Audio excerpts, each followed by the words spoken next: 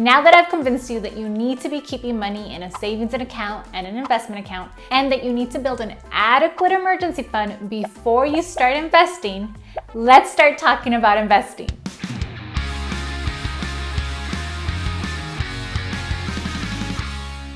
We need to be investing because it's the way to grow our money exponentially over the long term. More specifically, if you ever want to retire, you need to become financially independent. And to become financially independent, you need to have enough income to pay for your living expenses for the rest of your life without having to be employed or dependent on others. Retirement doesn't magically happen at some age.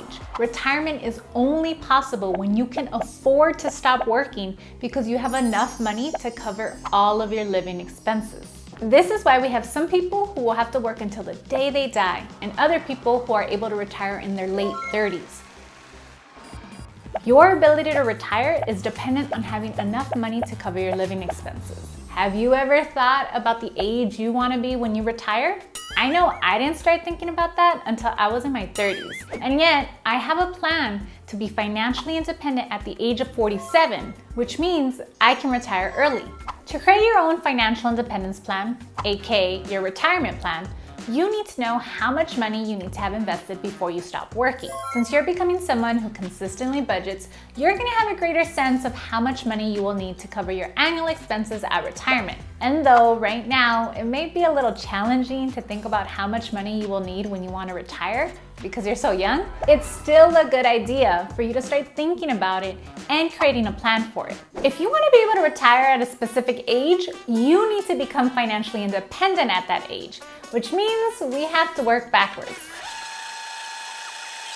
We have to start off with how much money we will need during retirement, and in order to figure out that number, I have a simple formula. This formula is the result of the Trinity study, which showed that if you withdraw 4% of your investment portfolio every year, you could sustain your lifestyle for 20 years adjusting for inflation. Now, that Trinity study was considering a regular retirement, somebody who's retiring at the age of 65, living to the age of 85. Wow, people within the financial independence retire early FIRE community started to look into the data, and they realized a withdrawal rate of 4% can work longer than just 20 years if you are heavily invested in stocks. Therefore, members of the FIRE community created a formula to calculate a financial independence retire early number. Your annual expenses that you'll need at retirement multiplied by 25 gives you a sense of how much money you need to have invested before you can retire.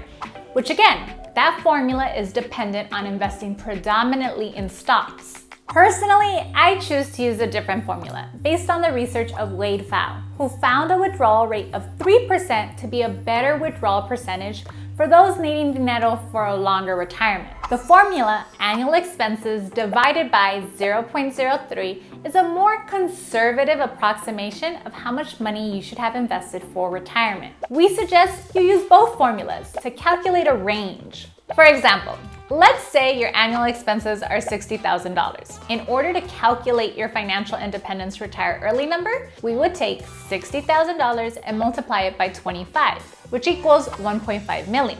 And if you're more interested in doing the conservative 3% withdrawal rate, then you would take $60,000 and divide it by 0.03, which equals 2 million.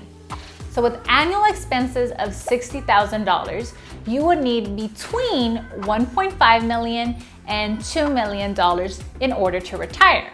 That may seem like a really large number and impossible, but remember, you're not saving this dinero. This money is being invested, and time in the market allows it to grow exponentially thanks to compound interest. Now that you have an idea of what your total balance needs to be in your investment account before you retire, you can determine how much money you need to be investing monthly to reach your target retirement number. The monthly amount that you need to be investing is dependent on your age and the rate of return from your investments. On average, your rate of return can be around 12% if you're investing in a low-cost index fund that covers the total stock market. If we subtract 3% for inflation, you could expect around 9% as a rate of return on your investments. If you want to be more conservative, you might choose a rate of return of 7%.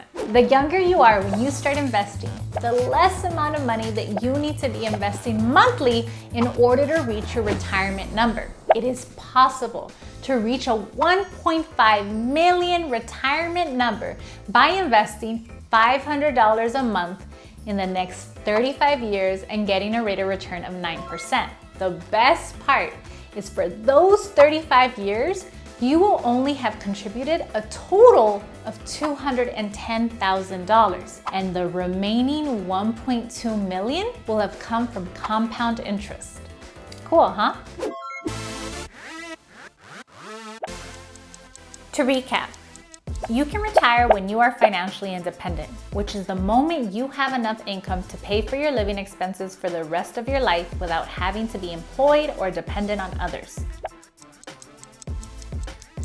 To calculate a range of the amount of money you need to have invested in order to retire, multiply your annual expenses by 25 for the lower end of the range and divide your annual expenses by 0.03 for the high end of the range. The sooner you start investing, the less amount of money you will need to contribute to reach your financial independence retire early number, since time in the market will grow your contributions exponentially. Thank you for being here and learning that retirement is a number, not an age. I'll see you in the next lesson.